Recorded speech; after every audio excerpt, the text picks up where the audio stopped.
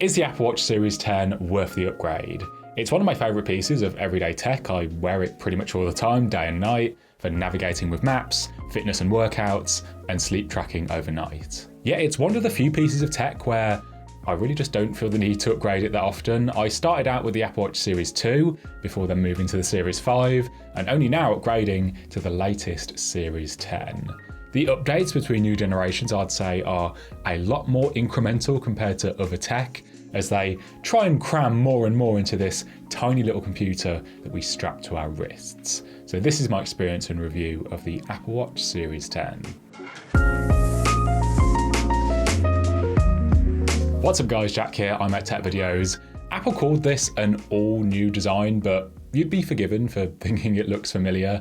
This is the 10th generation of the Apple Watch, but there is no radical big changes here like we saw with the iPhone 10. It retains the same squarish shape, although it is a little wider with rounder corners now. It looks a little sleeker on the wrist. The Series 10 has the largest display and it's the thinnest design of any Apple Watch yet.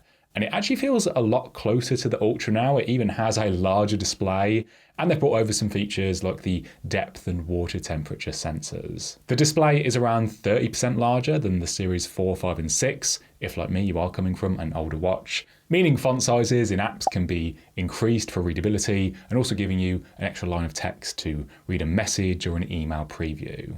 It also has Apple's first ultra-wide angle OLED. That means that the display is around 40% brighter when you're looking at it at an angle, making it easier to peek at your wrist in your lap or glance at your wrist while you're typing.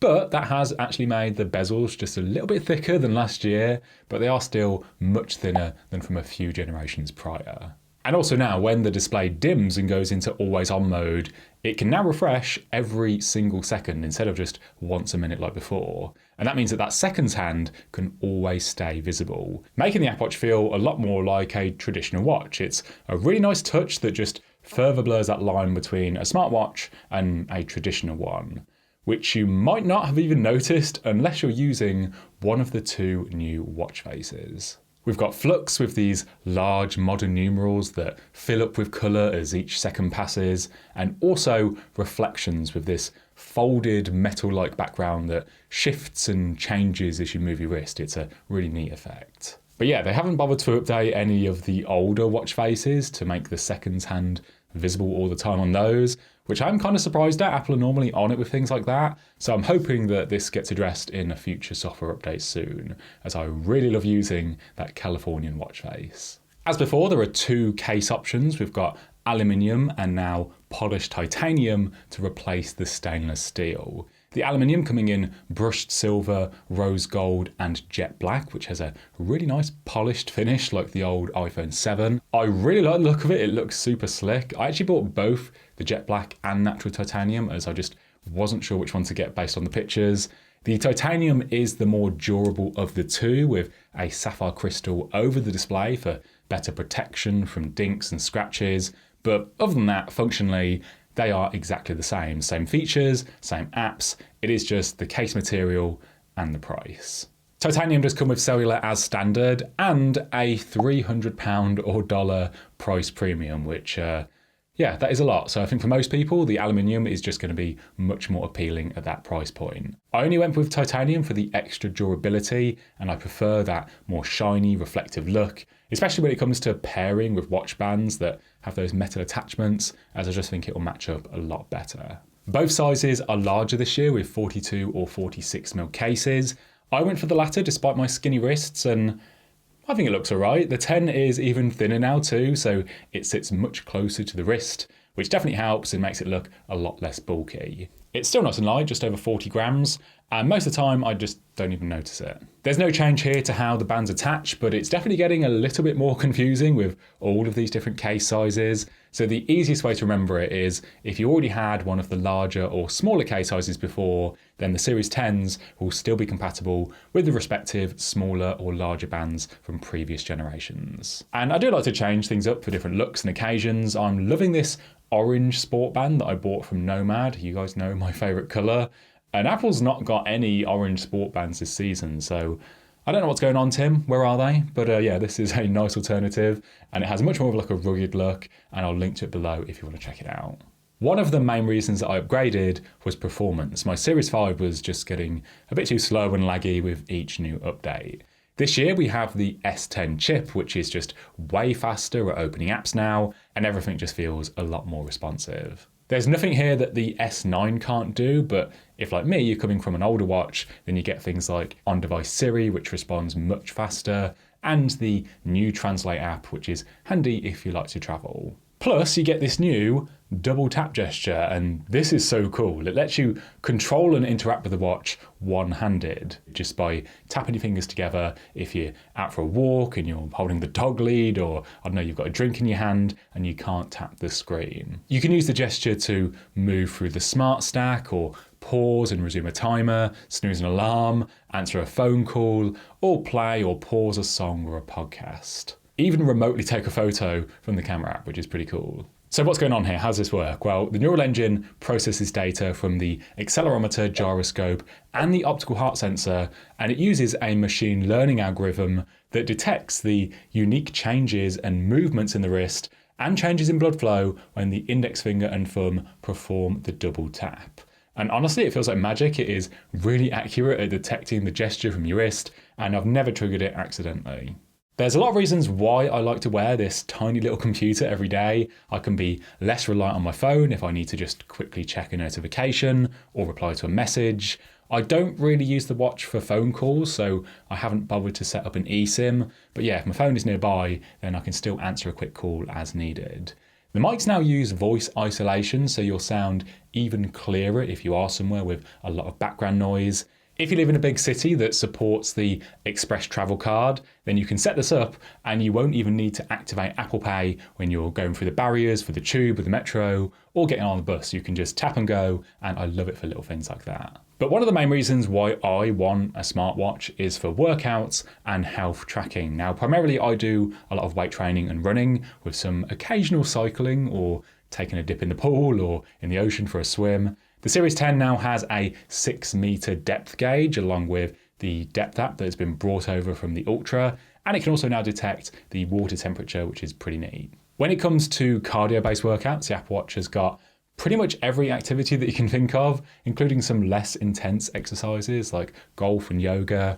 Recently, I have been doing a lot more running, just trying to improve my distance and speed and stamina, and I can track all of my running stats and check my recovery rate and my heart rate and all of that good stuff. But when it comes to the gym stuff with weight training, the Workouts app is pretty basic. It only really tracks your heart rate and workout time. There's no way to set up a workout with specific exercises or track how much you're lifting or your sets or reps. Thankfully, there are some third-party apps to the rescue. I've been using Gymaholic for a good few years now, and this lets me set up all of my workouts for my push, pull, and leg days, and it even has these little animations if you're not sure what you're doing. So I'd really like to see Apple's take on an app like this. I think that the Workouts app is sorely missing more detailed tracking for these types of workouts. I also want a smartwatch just for general health and sleep tracking too. Just recently, Apple added sleep apnea detection to the Series 9, 10 and Ultra, and this monitors your breathing at night for any interruptions that then cause you to wake up. And this often goes undiagnosed in a lot of people. I haven't had any notifications yet, so I think that I'm good, but it's just another one of those features that the watch can potentially help you to identify, along with your heart rate getting too high or low, or finding irregularities as a sign of potential AFib, letting you know if you're in a really loud environment to help prevent hearing loss, or detecting a fall or a car crash and then calling the emergency services for you automatically if you don't respond. Features that you kind of hope that you never really need, but they could potentially save your life, especially if something happens when you're on your own. Battery life is rated the same as the last few generations. Apple says that it will get up to around 18 hours, but it is definitely way better than my Series 5, which is sitting at less than 80% health. And on some really busy days with a lot of activity, it would barely last the whole day. With the 10, I'm easily getting a day and a half in normal use, a little bit more on those less active days. But one of the biggest things I've noticed is just how fast this thing charges. You can get it from 0 to 80% in about 30 minutes. Way faster than the Series 5, which never even had fast charging. And if you forget to charge in the morning, 15 minutes should get you enough for a normal 8-hour day, and before bed, an 8-minute charge should get you through 8 hours of sleep tracking. So I'm just finding myself doing way less battery management and spending a lot less time just waiting around for it to actually charge. That said, when it comes to the hardware on the Apple Watch, it really is just only the battery life where I would like to see the most improvement, as it just hasn't changed much over the generations. Ideally, I'd like to get like 2 or 3 solid days out of it, which you can kind of get here with low power mode up to 36 hours. But that is going to disable things like the always on display and things like background tracking for heart rate and blood oxygen, just to name a few.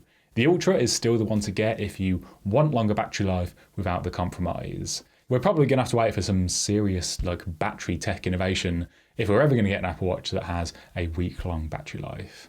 I've got no regrets going for the polished natural titanium. I love the reflective finish. It just looks really smart with that extra durability, which could prove valuable if you are keeping your Apple Watch for 4 or 5 years like me. Compared to the Ultra, it doesn't have that bulkier case for more extreme sports or activities, and it does only have about half the battery life, but I do much prefer this slimmer and sleeker design. If you're watching and you've got a Series 9, then I just don't see enough here for you to want to upgrade to the 10. The design tweaks, like the larger display and the lower refresh rate for the second hand, are all nice touches, but it's nothing game-changing. But if, like me, you are coming from an older watch, like a Series 5 or a 6, then the performance updates alone are well worth the upgrade. It is just so much quicker launching apps and just a lot less frustrating waiting for it to load. I'd say that the Series 7 is kind of the point where this update starts to become more compelling. I love that double tap gesture. It comes in really handy when you just need to stop a timer or respond to a quick action when you can't touch the screen. And I'm sure that I'll get some use out of that new Translate app when I'm on my travels. With each new generation, the Apple Watch updates are kind of small, but I think that is testament to just how good the hardware already is. And I think this is going to last you a good few years to come. But yeah, that has been my experience in these first 2 months. Let me know how you're finding the Series 10 and what you upgraded from down in the comments. Leave a like if you enjoyed the video and subscribe and hit the bell to see more tech videos from me. Thanks so much for watching, and I'll see you in the next one.